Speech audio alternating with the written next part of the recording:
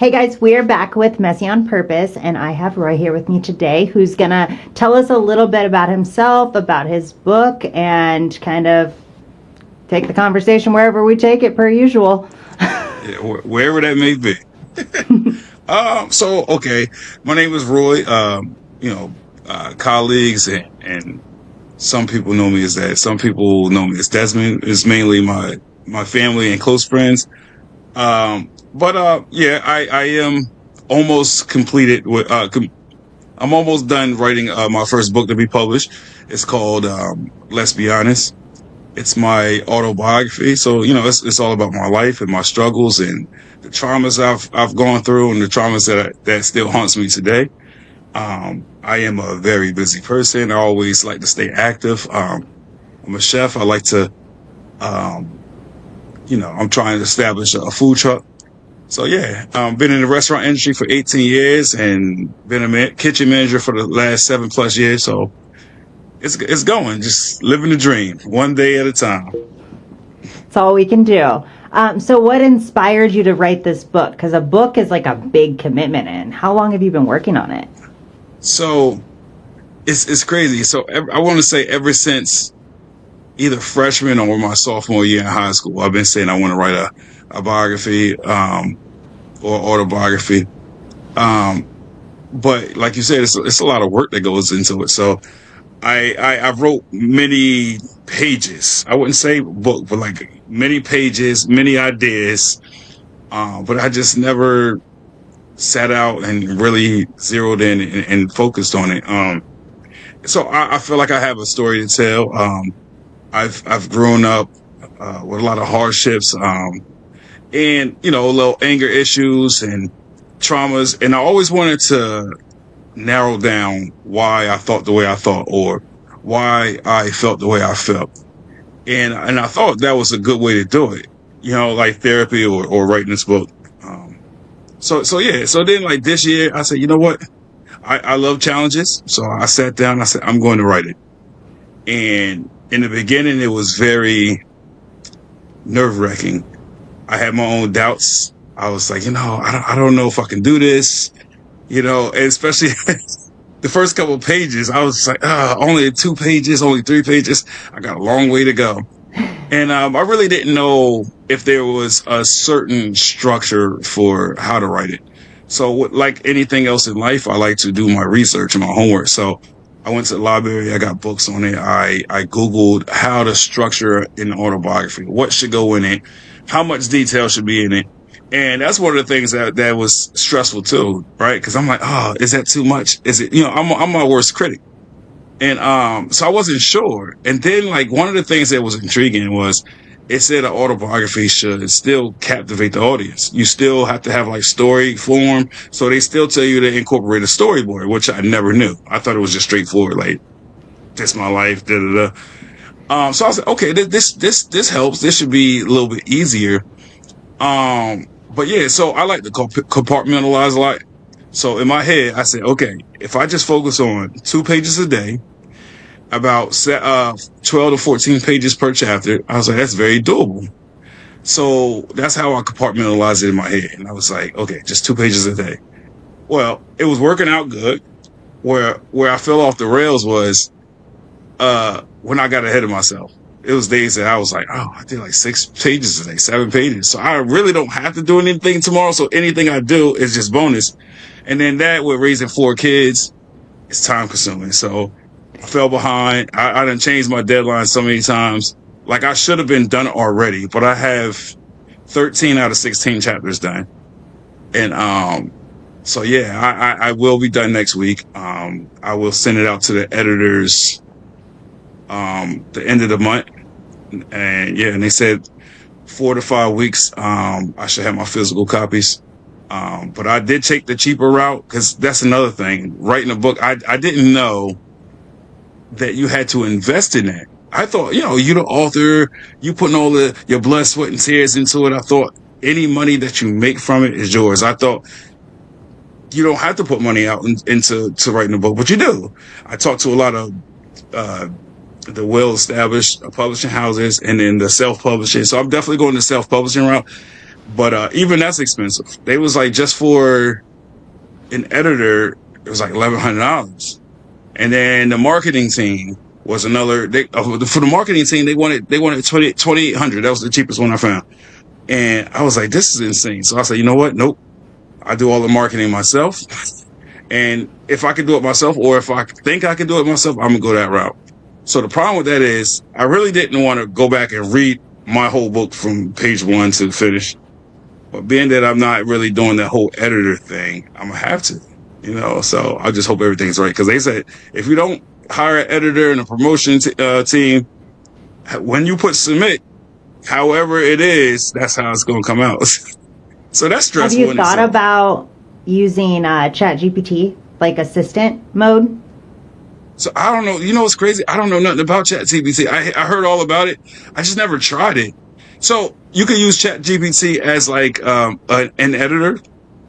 Yeah, you can turn it into pretty much any kind of assistant you want. But yeah, you can turn it into an editor. That's amazing. See, I definitely got to check into it, because I know a lot of people that use it. I never tried. It has so many uses, but you can use it for so many things. I would highly recommend trying that. Just do some research on how to prompt it, because the biggest thing is knowing the prompts. But I would use that to edit it if you're not hiring an editor. That'll help you too, because you might overlook something that the AI will catch. Okay, got it. Yeah, because I definitely want to try something. Because one thing I noticed is, if I would have stuck to my plan, which I should have, moving forward, writing anything else, I will stick to my plan, because I should have started. I said I was going to start from chapter 1 and just progress like that. But the way my mind works, it's almost like ADHD kind of thing.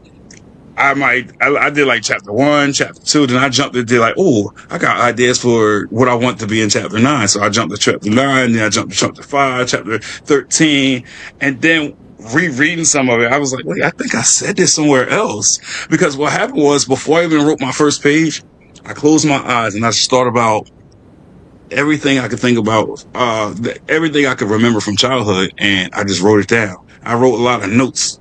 So what I did is, I had pages on top of pages. I go to it and I'm like, okay, I think this fits in this chapter. So I'll put whatever I wrote and I just keep building off of it. But the problem is, some of it is all over the place. So then I had to go in there. I'm like, all right, I'm going to take it out of here because I have it here. So then just last week I was like, is it better in this chapter or that chapter? So anybody that's trying to be a writer or want to be a writer, just be mindful. It's a lot that goes into it. And I thought it was going to be so simple. But I think everyone has their own process, right? Like, not one writer is going to be the same as another, because it's an artistic kind of avenue. Right. I just want to add something too. You asked me like what prompted me to finally write it. So I had a guest on my podcast that she wrote her book. And then I bought an autographed copy from her. And then I was reading. I said, you know what? This is so poetic, because I'm into poetry. And hers is not poetry, but the way she constructed it, it was almost like poetry. It was like different points of her life, her thought process. So I was like, you know what? I'm finally going to do it. Now I had somebody face to face. I had a conversation on the podcast about it. She did it. I can do it. If anybody can do something, I can do it. And that's just my mindset. So here we are, 13 chapters in. That's amazing. That's such a commitment. I just had another girl on. Actually, that podcast released today. Released today. Yeah, I seen it. Yeah. She wrote a book on her life, and it was like a lot of like traumatizing things that she went through as a child. Something that like I asked her about. I was like, "Is your book very similar to? Do you remember the child called It? I think it was, or it was something along those lines." It came out, we were kids, but it was about a little boy that just like was completely abused to no ends, and he gets through it and he writes this book. And it's like, I read it when I was in like junior high, and it made me sick to my stomach, but it was like one of those books that you have to get to the end. Right. And I can relate. So for me, it's hard for me to put something down. If I start something, I got to finish it. If it's a movie that I'm like, I really don't like it, because I started it, I have to finish it. Same thing with like a book. If I start it, I have to, because it'll haunt me. I'm like, I know I don't like it, but what if it got better, or how does it end? So then I'm like, I got to finish it. So that's why sometimes when I pick up a book, for the first time, I like to look at I might read the synopsis or the overview like several times just to try to convince myself that you want to read this.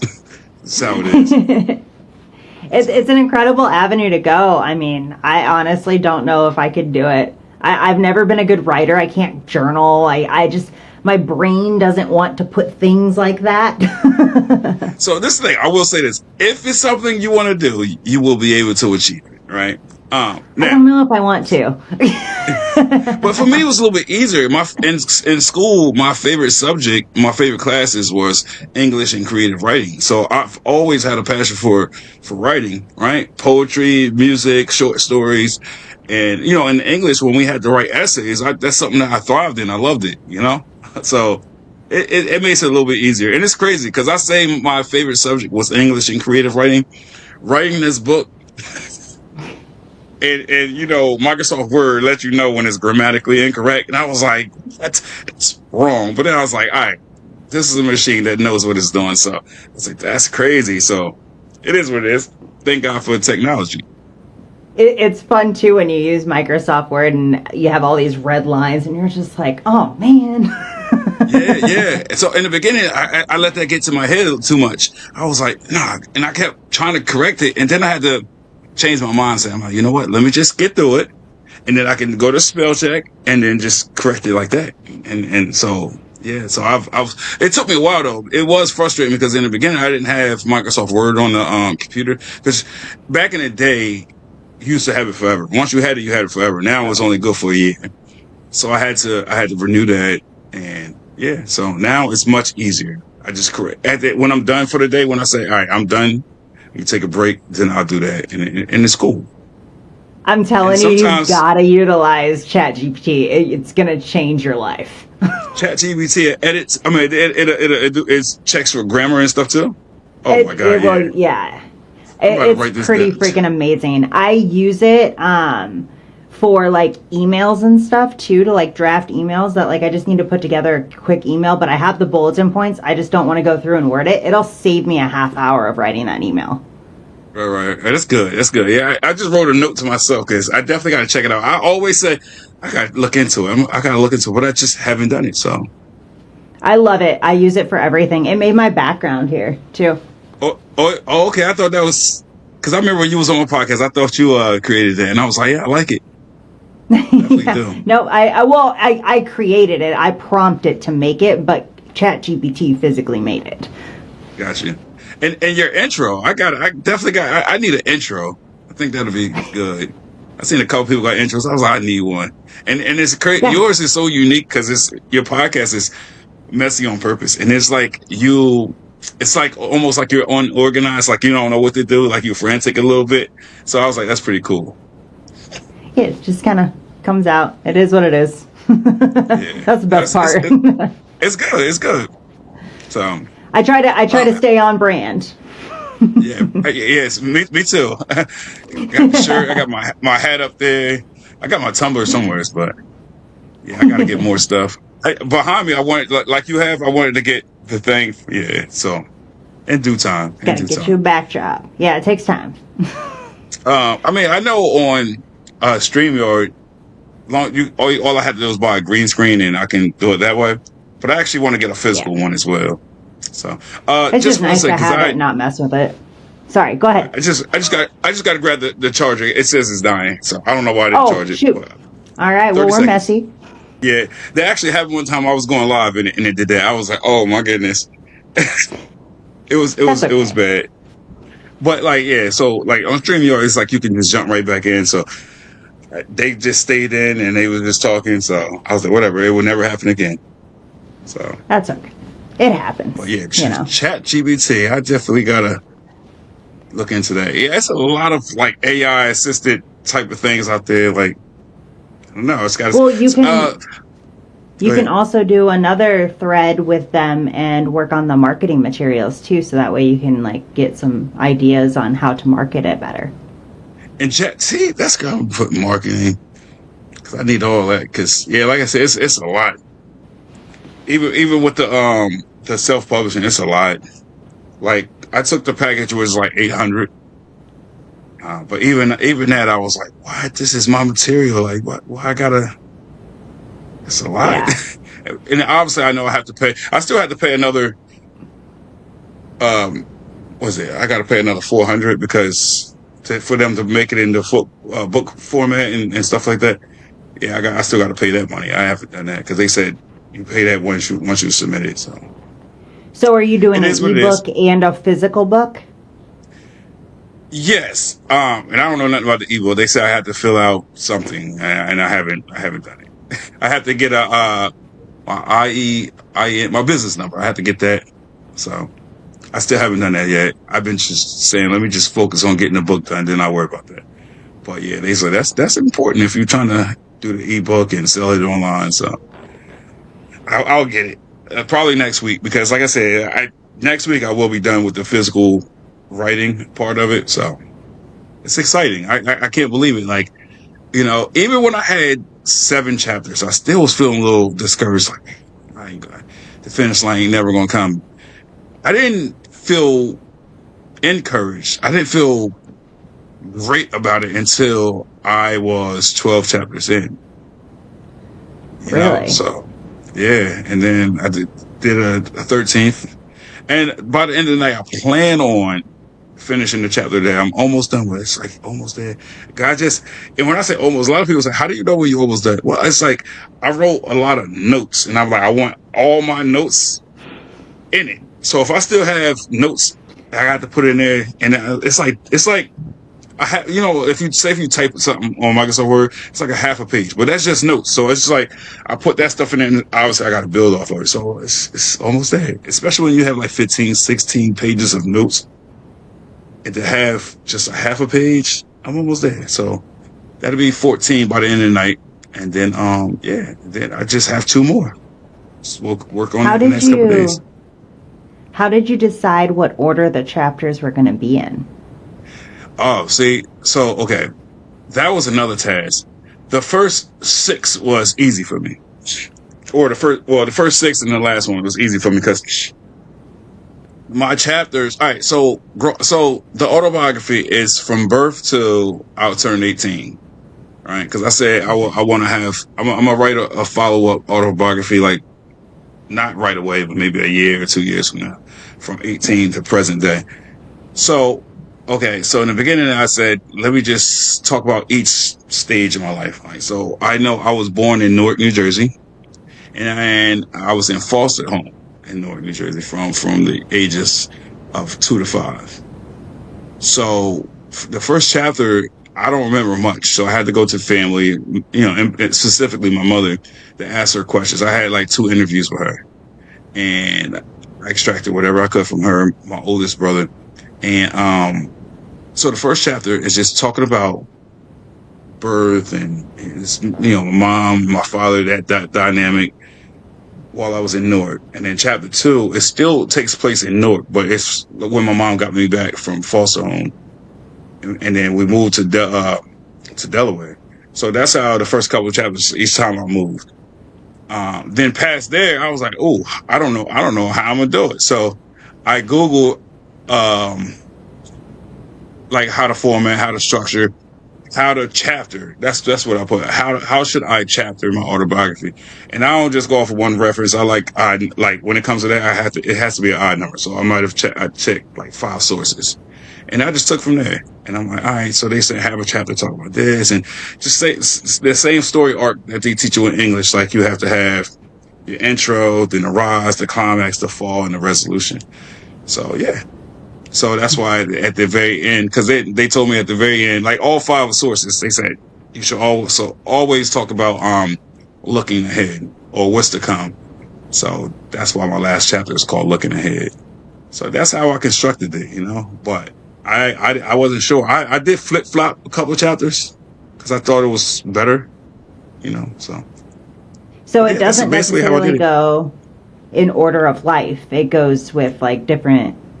So the first 6, it's chronological order. Okay. For instance, all right, so it's Newark, then I talk about foster home, Delaware, Tom's River, when I lived in North Carolina, then like Bayville, New Jersey. And then the seventh chapter, it just talks about me and my brothers. I have 4 brothers. So that whole chapter is just talking about my brothers and the love I have for them, experiences I had with each, and how they have helped shape and mold my life. Yeah. And then chapter 8 is just talk about my mom. You know, my experience with my mom and when she was there for me and how she tried, you know, to do the best she could. And then like chapter 9 is unexpected support, right? So basically from 9 to the end of the book, it didn't necessarily have to go in order for me. And that's another thing. I was like, does that make sense? But like, I think it do. It's still about me. So it's unexpected support, like people that we didn't expect to help us during this journey that helped. So that's what chapter 9 is about. Chapter 10 is about my emotional state of mind growing up, you know. And then, like I said, I had a lot of resentment, a lot of anger issues growing up. So the next chapter 11 is just talk about my behavioral issues, right? And then like 12 is just talking about how I've made changes and I hit a lot of milestones in life, but the scars still remain from my traumas, right? Because that's why I'm a huge advocate for therapy and stuff like that and trauma, because I know from personal experience that like it could be very detrimental. It could be taxing on somebody. So I want people to know that no matter what you go through in life, you're not alone, and you should always seek that person or people that's going to help you in your mindset. Because I've seen a lot of people do the wrong things to themselves because they felt like they wasn't loved or wanted, right? And that's just growing up. Like, it's a lot of things, like I said, a lot of things I had to endure that I was like, I don't want other people to experience that. Like, I've dealt with abandonment issues. I felt unloved, unwanted, unappreciated, devalued, demasculated at times. And I know what it did to my mind, my psyche. So I had to pull myself up from that. And it's you know, it's still a process now. It's you know, so I just want to help other people navigate and channel their emotions. So yeah, so that's how that is. You know, chapter 13, I talked about finding strength in vulnerability, right? A lot of people, they try to shy away from the word vulnerable, especially men. A lot of men say, I'm not vulnerable. But it's just a human characteristic. So it's a human trait. You know, I don't know why a lot of men say I don't do therapy, or I'm not vulnerable, or I can't have no femininity. That's not true, right? Like everybody has the feminine side. You have to be able to embrace your feminine side, right? And when I say that, you know, a lot of men look at me crazy, but it's like, if you have kids and you have compassion for somebody, whenever you use the word love, those are associated with women and femininity. So you have to embrace that. You have to come to terms with it. Otherwise, you're just going to be ornery, going to be mean, you know, and no sense of humor, and you're just going to be like blah. You're going to be like, who wants to be negative energy? Who wants that? Let's see. Then chapter 14 is called Healing and Self-Discovery. Again, because I had to heal, right? It's a process. That's why I do a lot of self-reflection and decompression. And then chapter 15 it's called Grit, right? It's grit, indomitable will, resilience, and tenacity. And then, like I said, the last chapter is just called Looking Ahead. It just talks about my aspirations and what I want to accomplish moving forward. So it's exciting. So it is exciting, and it takes a lot to write those things down, right? Because they're so personal, and you're sharing them with who knows who, right? And right. Would you say like your purpose behind it? Because really, I mean, what it takes is purpose to really follow through with things, is to help other people based on the situations you've gone through and how you got through them. Is that kind of like the purpose behind the book? Right. I would say that's probably like 60% of it. The purpose is to help others and raise awareness for other people that's going through hardships.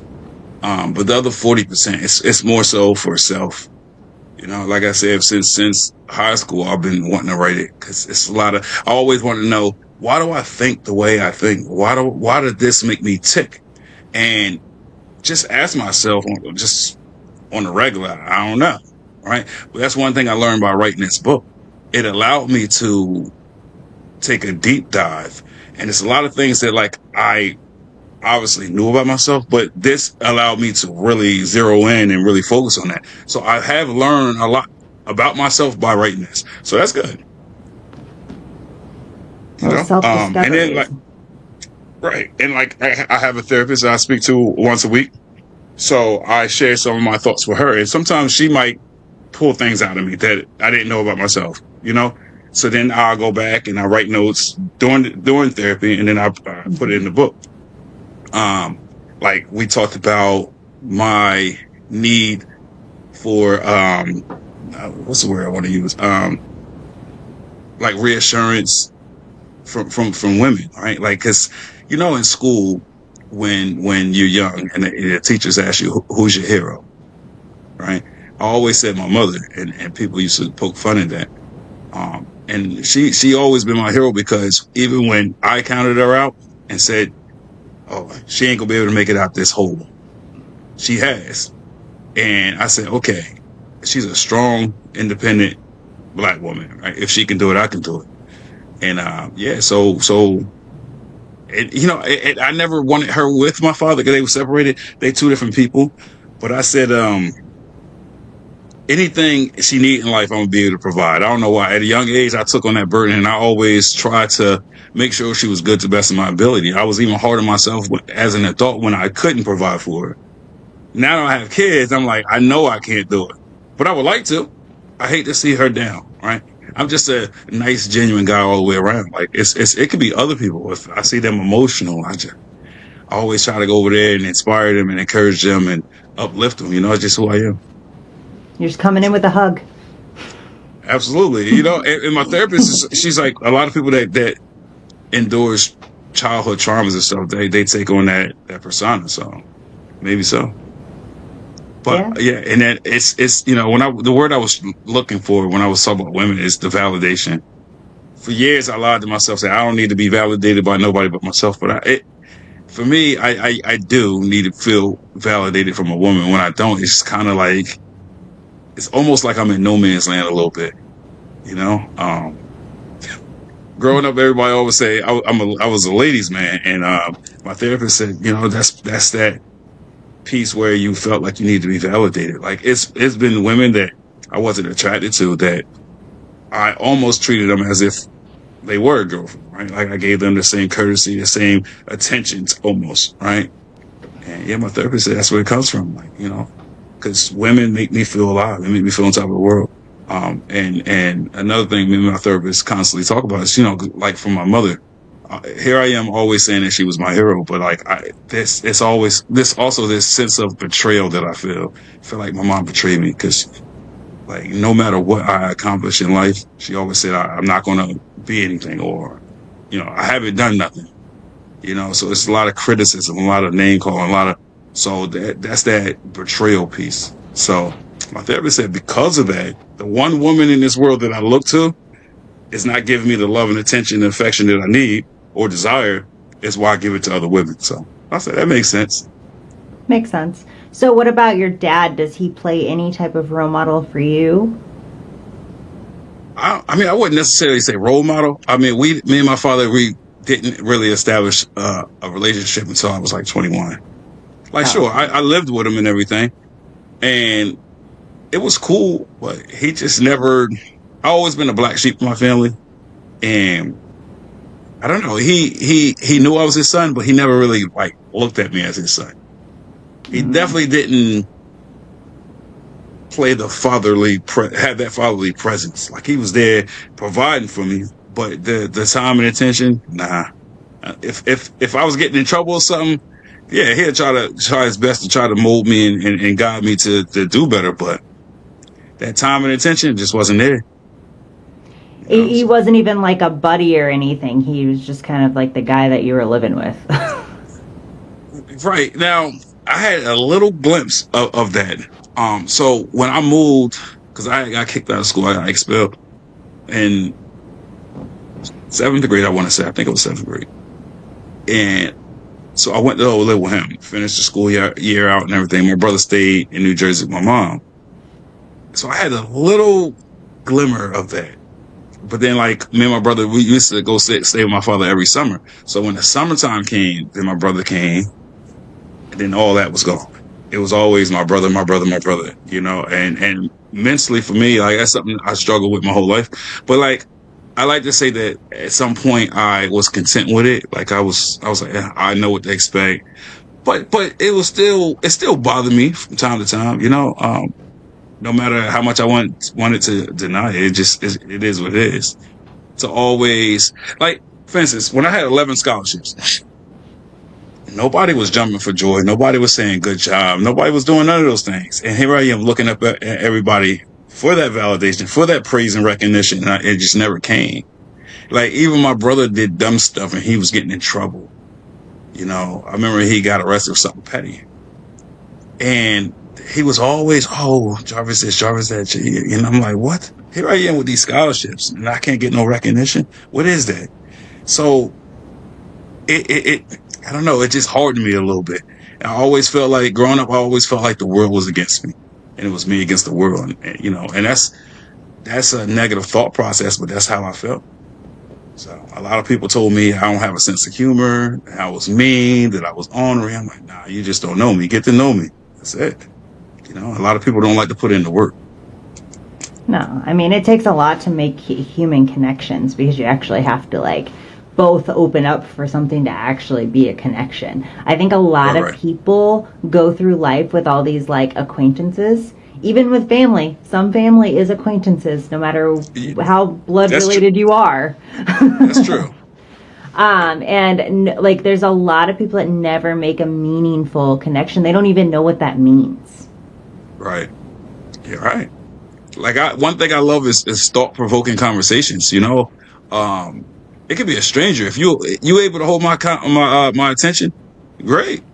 I love it and I embrace it. Like, I love to talk, and that's one of the reasons why I had the podcast. I just love talking.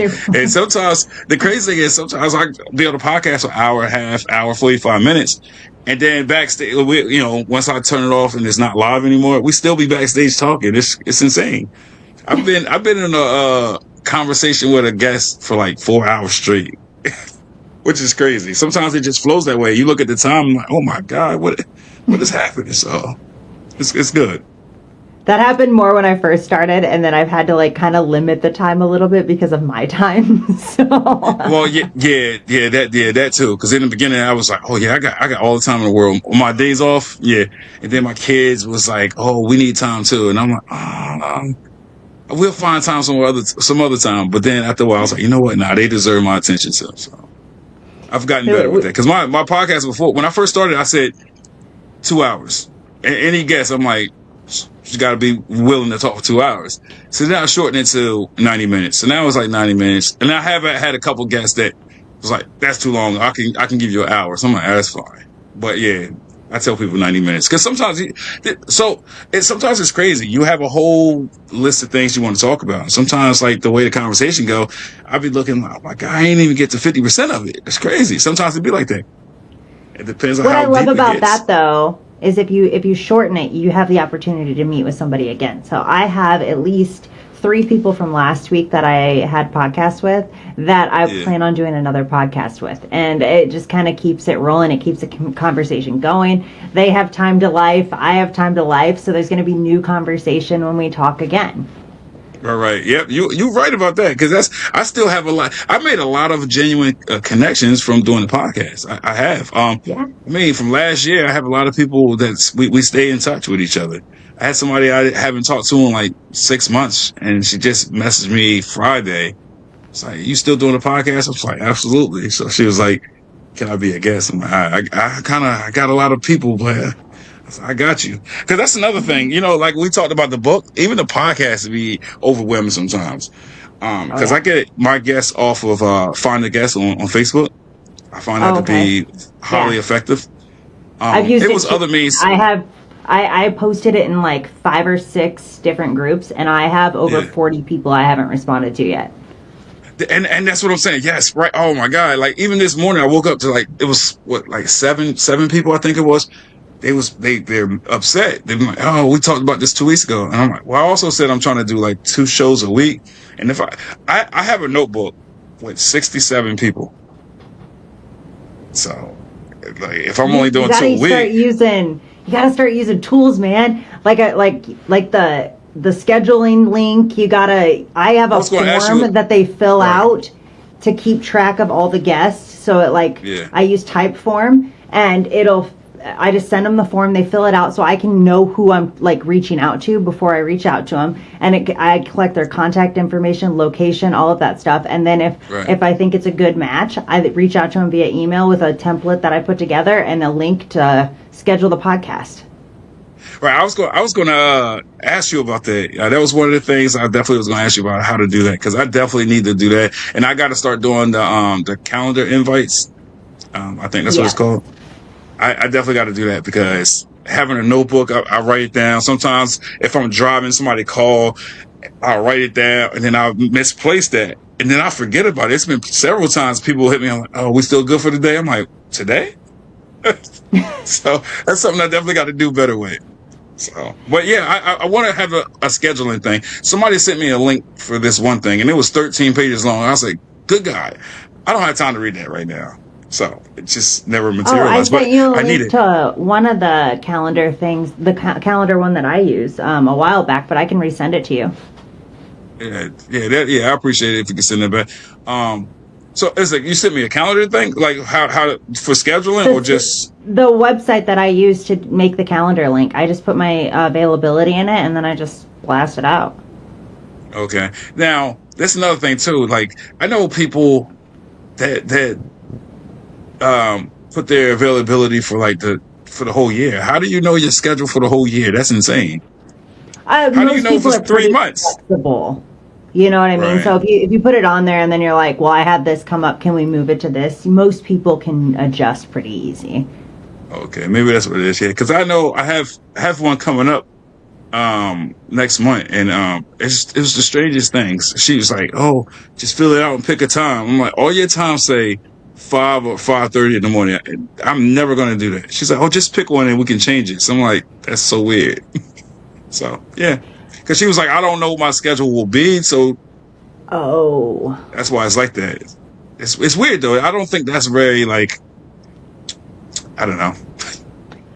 I started using it because I had a lot of people reach out from all over the world, right? So I've had people, in Europe and Australia, literally all over the world at this point. And I don't know those time zones. I could do the U.S. time zones, no problem. But when it comes to, out of I have no idea.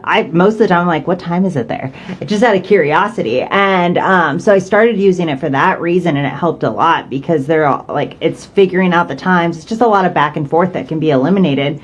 But sometimes you'll see weird times because of that, right? So if someone in Australia is trying to book with me, but the only times I have available are 2 a.m. there or whatever, it's kind of hard.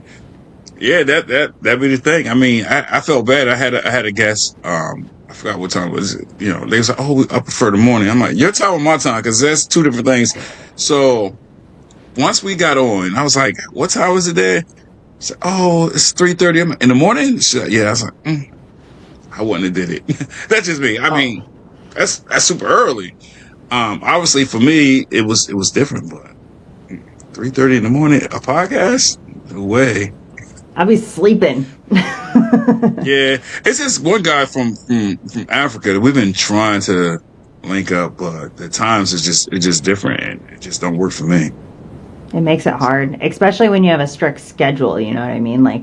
You have to physically go to a job because you're a chef. You don't have, and then you have kids on top of that. It's not like you have a lot of flexibility to where you can just say, yeah, I'll do it tonight at 2 a.m. Yeah, so especially you mentioned the chef, when I was a kitchen manager, it's supposed to be 10-hour shifts, 50 hours a week, but everybody knows that it's longer than that. It's because the days you do inventory, you pull more hours. The weekend you pull in more hours, and then the commute is an hour there and an hour back. So my podcast was only on my days off, and it's hard because I used to be like, well, I know I'm off this day and this day next week, so I'm gonna book something. But what I don't know is if something's gonna happen to my kids or if I gotta do this. So that's the unknown. So that's where it got a little. And then, so like I said, find the guests. I never had a problem getting guests off of that. I tried to get guests on Instagram, on Facebook, on TikTok. They were all flaky. I might have had 2 people from those social medias that actually came through. I have at least 50 something people from like the TikToks and the Instagram that they gave me the number. The conversation is great. We do a whole build up. I write up a whole intro. I sit in front of my computer and I'm looking at like this, like, where's my guest? I'm texting, nothing. I'm like, what? 2 days, nothing. And then they text me, oh, I'm sorry. Can we reschedule? Really? So that happened a lot from people on TikTok. I think my form helps weave out those people because I've had way more people start the form and not finish it than actually finish it. And I think that alone weeds out the people that won't show up because I have never had anyone miss. See, that's another reason why I need to do that because I think it weeds them out because you could tell people that really want to do something when they don't. If they take their time out to do it, what it tells me is okay, they're committed to doing it. If they don't, I'm like they never wanted to do it to begin with, And a lot of people what I found like Instagram and TikTok, they just want to get their name out there. They want views and stuff like that. So if they don't think it's going to help that, they not doing it. And then I can't stand when people are like, how much you paying me? I'm like, nothing. Not. Who do you think I am? I ain't rich. I ain't big time. I'm here to encourage people and things. Yeah, you want to be on or not? That's it. I'm not going to go back and forth with you. I mean, I've argued with people a couple times about my platform, which I don't understand. Like, why are we arguing? They say, I think I got good ideas. I'm like, nah. I do it one way only. That's it. But if it's certain things you want me to say, something like that, I can do that. But you're not going to tell me how to structure and format it. It's just not going to happen. Yeah. So. It's cool. Funny how people get so weird, but you have to do those tests because like I even do it with coaching. So I won't waste my time with a consultation unless you fill out my form. That's a pre-consultation form. Right. I'm not even going to waste my time. I'll cancel it. Right. Yeah, that's good because time is very valuable. Can't get time back. You just can't. We've all been in those situations where we do something and it was a waste of time and we're like, fuck, that shit sucks. And people will waste your time if you let them. That's it. And the crazy thing is sometimes I feel like I'm too nice. Sometimes I'm like, oh my God, I can't wait for this to be over. Or I feel like they bullshitting, or I feel like they wasted my time and I don't be wanting to say nothing. I give them the benefit of the doubt. But then like, I will be like, all right, look, I don't know what's happening, but this ain't gonna work. I've had people on as a guest on a podcast that wasn't a good fit, and I knew it wasn't a good fit going into it. And then while I was doing it, people, because it's live, people would be like, "Why is this person on?" And I'm like, "Oh my God!" But I was doing it because one of the things I try to do is I try to have as many different faces as possible. Mm-hmm. I don't want people to think I'm one dimensional. That's why I talk about any and everything. I got a wide array of conversations and topics. So somebody just told me the other day, wow, you really talk about everything. I'm like, yeah, I do.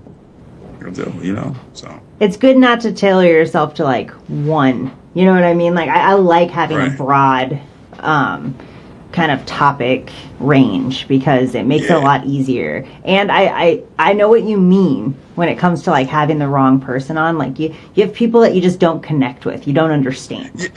Yeah. Oh, you don't understand, or they just.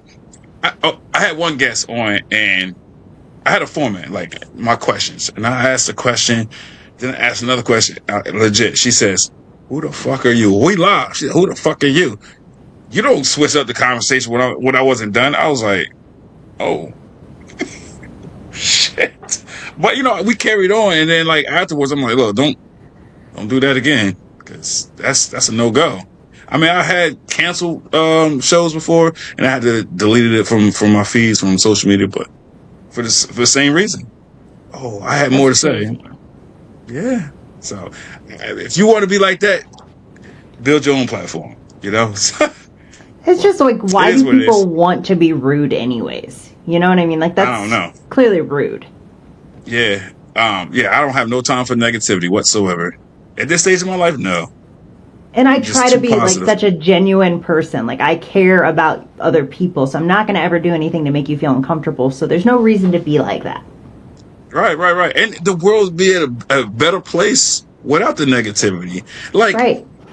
at this stage of my life, I don't like to argue. I don't like to yell, none of that, because it's. I got high blood pressure, and it got bad this year. And a couple times I went to the hospital, and it's like, yeah, your blood pressure is like heart attack level. So for me, I'm like, I can't do it. I can't be around. I can't be around people that's going to get me to that point. I just can't. You know, you're No. not going to put me in bad health. I'm sorry. And then when I see other people arguing over the most frivolous things, I'm like, what are you getting out of that? Like, I don't get it. It's almost comical. Like sometimes it's like, is that really that important? Is it really that serious for you to argue about? Like, I don't get it. I got a story for you. Go ahead. My neighbor next door. So I get a package delivered, right? Bring it in. All of a sudden, there's a knock at my door. I'm like, okay. And then I was like, oh, it's Hugo. Okay. And I open the door, and he goes, did you just get a package? And I was like, yeah. He's like, where from? And I'm like, I don't know. So then I picked up the package and showed it to him. He's like, all right, let me take a picture of that. I was like, okay. He's like, they just cut me off coming into the neighborhood, and I'm going to call them and blah, blah, blah. And like literally that one situation ruined his entire evening. That's crazy. That's crazy. But what's more crazy is he wanted to take a picture of your package. Yeah. Yeah, that's so strange. Yeah, I don't know. Just like the Karens of the world. Like, how does somebody get to that point? I don't get it. I don't care enough about what everybody else is doing to do that. Yeah, or especially if somebody else having a dispute. Why would I go over there and pick a side or just argue with both of them? Like, Yeah. I don't get it. I don't. Yeah, it's a lot of people like that, and I'm like, it's an underlining issue somewhere in your life story. Like something ain't right. Something is not registering. It's a chemical imbalance. It's something. Something, yeah. And it's crazy because we only have one life, and that's what you focus on, is like all these little things to make you mad and upset instead of the things that are good. Mm-hmm.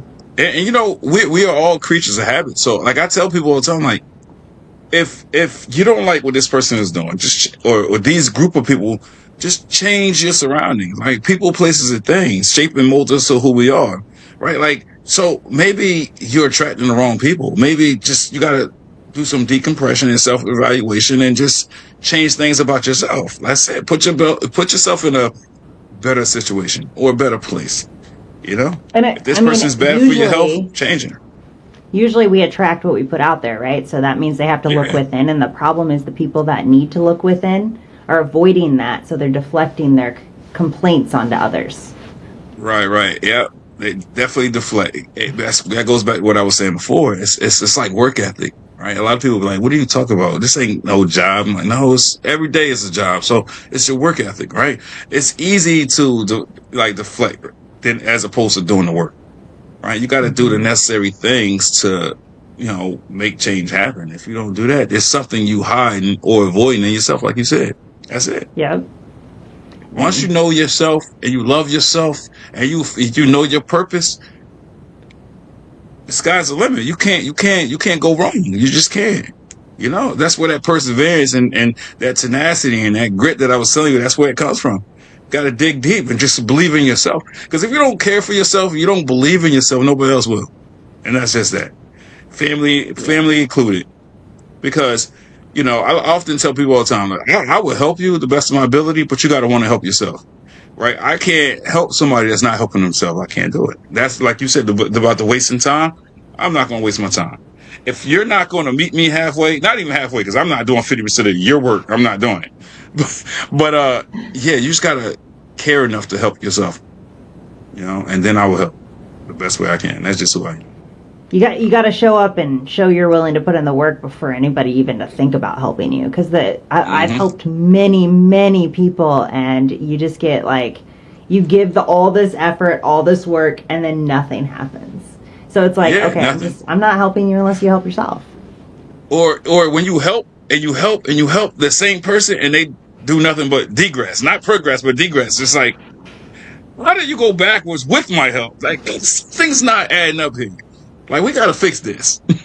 Yeah. Like, I don't, or can't. And you gotta embrace help when you get it, because real help and real friends are hard to come by. So once you get it, you gotta embrace it. That's it. A lot of people got ulterior motives. A lot of people got the wrong thought process, and it's not good. You know, and then they gonna get old and they gonna look back and say, what did I do with my life? Or what did I accomplish? What do I have to show for the life that I lived? I don't want to be one of them. I was just talking about karma and how it comes back around in like weird ways. Like we always want karma to come the way we see it, right? We want it to like just hit them so hard in a certain way, and like we do that, right? When we want karma to come back, but like that's not how karma works. That it's not going to be the same as you see it. It comes back differently, and typically it's loneliness and having no one around to help you when you need it and burning all the bridges down. That is more karma than like somebody who takes things, getting something taken from them. Right. And that's a lonely road. You say like being lonely, and depression. Oh my God, that's a lonely road. Because I still suffer from that from time to time. Sometimes they come out of nowhere. I might have a wonderful weekend. Monday I come, and I might be at a low, and then it's hard for me to snap out of it. Sometimes it really is, you know. And I think, like I said, I think a lot of that comes from like my childhood and just not feeling appreciated and valued, right? Like, so it is a big part of me that really desires that. You know, when I don't have that, like I do feel lost a lot of time. And then people get that misconstrued, especially lately. A lot of people told me like, "Oh, it's okay to be alone." I'm like, I didn't say it's a problem being alone. I just can't be alone too long, right? And I'm not saying I can't function alone, because I can, but I'm just overall, we all need that somebody, right? Like, well, that's human nature. Yeah.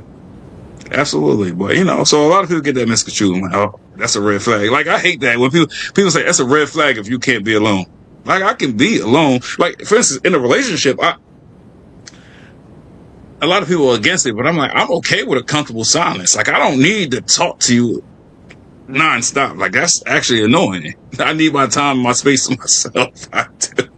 So I can be alone. It's just not for long.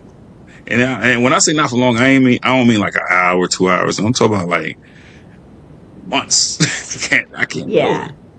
Somebody told me they were single for 5 years. I'm like, can't do that. I would have settled. There's a difference between want and need, right? And when you figure out who you are, you kind of know what you want, right? And that doesn't necessarily mean that you need it, but I would like this type of relationship in my life. And that is where they get kind of confused. People think just because you want that means I can't be alone. Yeah, absolutely. And that's what I try to explain to people. And sometimes I'm like, I question myself. I'm like, am I not articulating myself the proper way? Like, because sometimes mentally I'd be like, all right, I clearly express myself in a positive manner, where people be like, what? I'm confused, or I don't understand your thought process or your logic. I'm like, I surrender. I tap out, because I don't get it. Some people just don't like. And then like people that like simplistic things, that's a pet peeve of mine too. Like just surface level stuff. And I'm like, just exercise your mind. Like your mind is the biggest muscle that needs to be exercised. Use it. Like my father used to tell me and my younger brother, like, knowledge is key, and it's true. Now, growing up, I ain't want to hear that. I'm like, come on, here we go. Another old person trying to tell me how to live my life. But when you get older, you start to take heed to a lot of things. So, like, yeah, knowledge is key. I like the thought of being able to jump in any conversation and hold my own. I love that. I do. And the longer I am in random conversations, the more I feel good as a man and as a person. I'm like, oh yeah, I did that. And then when somebody look at me, it's like, you're highly intelligent, or you surprised me because you held your own. It makes me feel good. So that goes back to that validation piece, or just that recognition, so that's what I need. Well, and I think too, we have to be able to understand, especially when you have the emotional intelligence, like similar to both of us. Like, we can process our thoughts differently than kind of your average person, and you have to come to an Right. understanding that some people are never going to get to that point, so they're not going to understand you, and that's okay. Right. And that'd be hard too, because sometimes outside of that, like the chemistry and everything is there. Like when you with that person, you know you're gonna have a good time, or you know you're not going to have a dull moment. But like on an intellectual stage, like or a conversation, that's the thing that be lacking. And it sucks sometimes when you're with them. It's like you be talking and they're like, they just want to keep it simple. And then to us, it might be something that's simple to us, but they be like, why are you always complex? Like, why are you always talking in riddles? I'm like, I don't think I am. Like, because to me, it's not. And a lot of people get offended when I say operating on a higher frequency. You know, a lot of people get mad and they're like, what do you call me, stupid? That's not what I'm saying. You know, I just function at a high level, I feel like, and that's it. Took me a lot of years to get there. A lot. You know, when I was younger, I always wanted to keep up with the older people. And I always wanted to be what I call a complete man, whether that's in a relationship or just intellectually. I always wanted to, advance. It's everything about me is about advancement, right? Growth, development, advancement. That's what I'm about. And I tell my kids, don't do something if you ain't gonna do it 110%. My one son, he told me, how can you do something more than 100%? It's just to put emphasis on it. Like, go the extra mile, right? If you're not going, I said, I don't care if you're tying your shoe. Having your mind, I'm gonna be the best shoe tire in the world.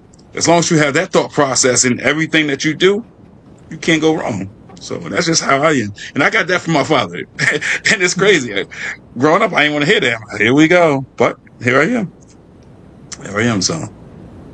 It's those little lessons along the way. Mm-hmm. There's a lot of lessons. Ironically, it's a lot of life lessons that I learned from my father, and I instill into my kids, right? Because, and it's crazy because I told you me and him didn't really establish a relationship until I was 21. And I mean, when I mean a relationship, I mean where I'd be like, I love you, Dad. And then it's like I feel connected, right? Before that, it was like, oh, I know he's my dad. Oh well, I live with this guy. So, like even now, like he older now. Like our conversations are never really long because he's older and he ain't got the patience. But whenever we talk, whether it's 5 minutes, like I feel that connection. And sometimes I'd be like, dang, I wished we had that same bond that we have now years ago. I think a lot of things would have been differently. But you can't go back in time and change nothing, so it is what it is. People, places, and things shape and mold us to who we are. And he played a pivotal part in my life, So, one of the things that I spoke about in the book was, he was an off and on drug addict, his whole life. And now he said he's sober. I don't know if that's a fact or not, but that's what he tells me. So it is what it is. I know he do sound better 95% of the time when we talk. So that's a positive, So, and one thing I want to say to people that have kids or thinking about having kids rather, is make sure that the person you're with is somebody that A, you can see yourself with for the long haul, and two, you feel like they'd be a good co-parent should things go astray, because that's very important. A lot of people have kids with somebody to lock them in or over lust or something like that, and they might not be a good fit for you, Yeah. Some people lose their mind after having kids. Because I know. Well, that one you might not see coming. Yeah, well, that's true too. But I'm just saying, it's just like, the red flags is always out there. Sometimes we just ignore them. So when it comes to parenting and stuff like that, you have to be conscious and mindful of those things. That's very important. I had 4 kids, love them to death. I wouldn't trade it for the world, but they drive me up a wall. I mean, all kids do that. Now, my kids really, they give me a run for my money for real. Like, only one of them was diagnosed with like ADHD, and other things that I think he grew out of, like oppositional defiance disorder. But I think he grew out of that. But then my other kids, I swear they ADHD to the max. Can't sit still more than 2 seconds, spinning, and just destructive. My one I don't son, know. I think kids are He's just so distracted. energetic, and we've over diagnosed ADHD because kids are just naturally hyper, and they should have all that energy, and it should be natural. Yes and no. See, I'll be on the fence with that because sometimes I do find myself saying that, but I've been in a lot of households. I've been around a lot of kids, and my kids are just on a different level. But They just, you have to remember too, a lot of kids act different when people are around. So that's what you see at home. What does everybody else see at home? see, oh, it's funny you said it because like my one son, like his teacher's like, we don't never have a problem with him in school, and he's well mannered. I'm like, well mannered, yeah, right. He ain't mannered at home, but so then some people might be like, well, Mr. Black, what's going on at home? And I hate that. I'm like, so what are you insinuating? But yeah, it's crazy. But I know my kids are good with me. My kids are 1,000% different when they're with me than their mom or my mom or whoever. They are different. It's that respect level. Some people say it's fear, but I'm like, I would say, why would No, it be fair? It's not, if I ain't threatening them and structure. stuff like that. It's Yeah, I structure. definitely got the structure. Yep. Like I tell my mom all the time, like, cause my mom, just not to discredit her for anything. She did her best, right? And that's what makes you a good parent when you try your best. No matter what your downfalls is, as long as you try your best, that's a success in my book. So, but my mom ain't had no structure. She didn't. She was just winging it basically. And my mom's mind, it was like, long as I'm providing for them food, shelter, clothing, that's it. But sometimes what happens is, parents don't look at the long-term effects. Like sometimes you can't neglect the fact that you're still a parent, right? It's a lot of parents that they tell their kid, "Oh, stay in the room." They come out and use the bathroom, and you're yelling at them because they're not in the room. They just want some mommy time or some daddy time, right? But a lot of parents be like, "Oh, get away from me," because it's hard to give up your life entirely, right? Like that's one of the things I ran into with this book. Like it was very overwhelming. I'm like, please. I found myself trying to bribe my kids. Like, if you give me 1 hour to work on this, whatever you want, I'll give it to you. Long as it's within reason. And then 5 minutes later, I'm getting up.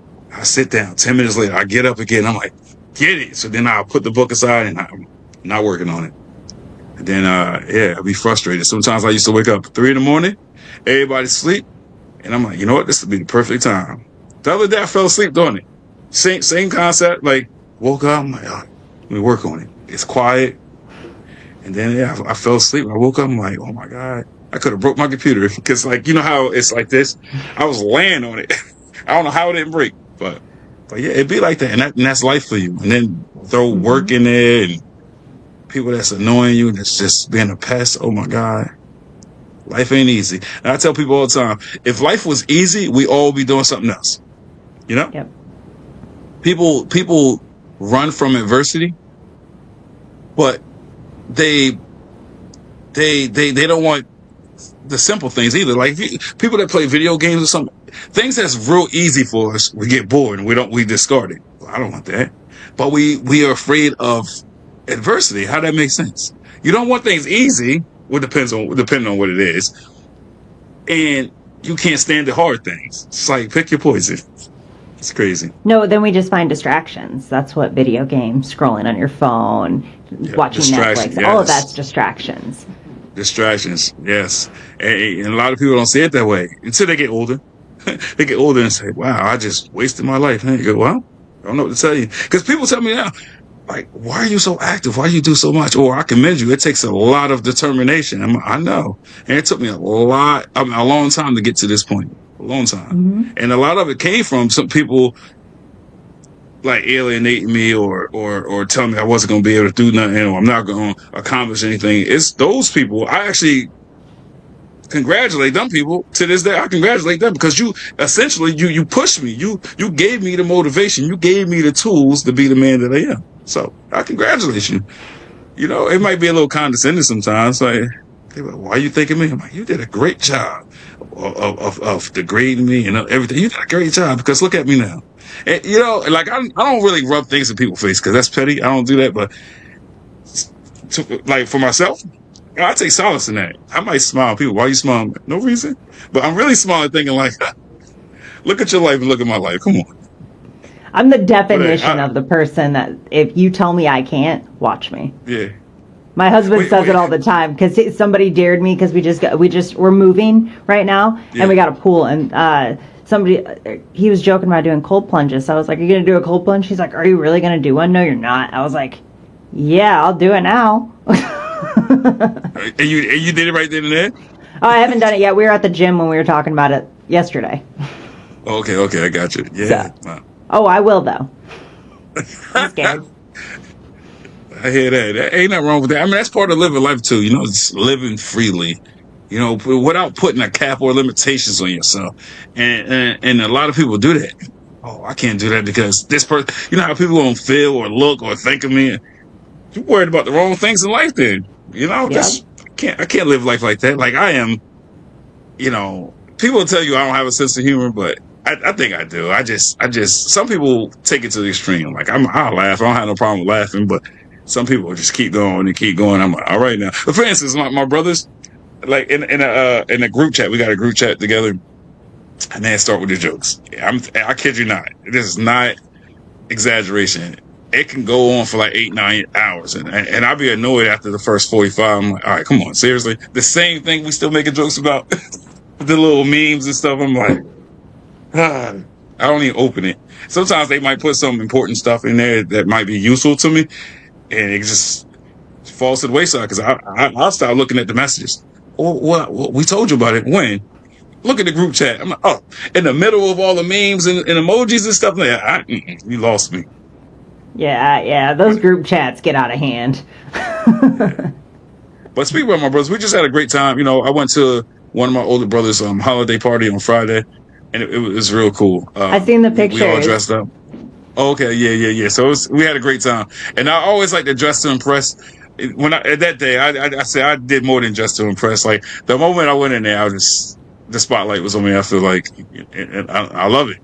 I love Own it. it. Like one of the things I never put oils in my beard, and like I said, I learn things every day. And one of my brothers like, "Oh, put the oil in there." I was like, "For what?" Like I never did it before, but okay. As soon as I went in there, within 5 minutes, I had like 10 people say, "Oh my God, like it's so attractive when a man like take care of their beard." And I'm like, now secretly, I was like, I gotta start putting oils in my beard every day then. Like that goes back to me wanting to be that complete man. Like, oh, that's attractive. Oh yeah, now I gotta get some oils. But yeah, and just the suit that I had on, and oh my God, it just compliment your eyes. I'm like, really?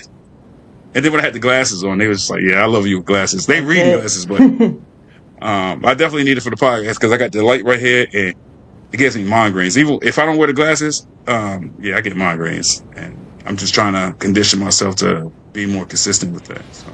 I have my blue blockers too. So Yeah, these are blue. Yeah, I never heard of that until I got them. They was like, "You want that?" I'm like, I don't. What is that? So I got these, and I got my other pair over there. And it's anti-glare and all that stuff too. So it's pretty you kind of cool. need that with the lights. Yeah, because I have a little light sensitivity, only close range though. And even when I'm texting, and the worst thing I do for myself is, because I went years without glasses. So like I don't sometimes I don't put the glasses on until I get a migraine. Then I put them on. Well, I already got the migraine, but I'm like, well, all right, whatever. But I'll be forgetting about it. I can't carry them around. It's not natural for me. It's not. And then when I grab them, people are like, "You wear glasses since when?" I'm like, "They're reading glasses." So I'm still trying to condition myself to be consistent. It takes a little while to build a habit, but you'll get there. So I'm gonna round us out because I feel like we can just keep going. Please. But I would love to have you on again because I feel like we can talk about anything. So It's always a good thing. real quick before we jump, do you want to leave a last message and then kind of give us kind of an idea of when you plan on the book being out, and also when you plan on getting your food truck? Oh man, so the food truck thing, that's unfortunately that's on hold because that's very expensive, and sadly, the people that was going to work out the truck, like to build it out and stuff. The one guy, he moved, and the other guy, he said he just had back surgery and he's not doing that for a year, which might be better for me anyways, but it's very expensive. And that's the thing, like you got to have the money. So I was going to do it piece by piece. Like, do the first, like I was going to get the wall, ceiling, floor, and electric done first. And he was going to charge me $4,000. Well, that's who I wanted to go with because that's the cheapest I found. There's other people, they was like 1,200, 1,400, just for that. And I'm like, oh, I mean, not like $4,000 and stuff they wanted. Yeah. I'm like, not $4,000, 14,000. 14,000 just for that. And I was like, just for that? I'm like, mm-mm. So I'm in the process of trying to find other people. I just found this other guy, but he's very expensive too. He just for the floor, the walls, the ceiling, and electric, he told me 17. And I'm like, that's insane. I can do it myself. I can't do the electric, but I can do the other stuff. Like, so that's insane. So I'm just still trying to shop around. And he was like, oh, it's cheaper to get it all done at one time. I'm like, I don't have money like that. And yeah, then you try to get a loan in the bank. It's a process. So all that's right, so future 2026, I want to do a podcast when you get that up and running. I want to hear about it. Encouragement. But I hope so. Because like I said, I have the truck. I have most of the equipment in it. It's just the build out that I need, Yeah. And then it's a couple of people that said they never worked on a truck, but they worked on homes and stuff. Essentially, it's the same thing.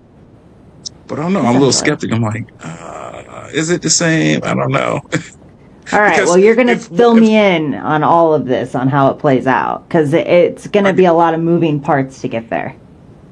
Got you. Now, if everything goes to plan and no bumps in the road, the book, I should have the physical copies the end of January, like the last week of January. So then that'll be good. I have to do the business number and all that stuff so I can have it on the website. So within the next week, I will have the links and stuff for that. So that's exciting. Okay.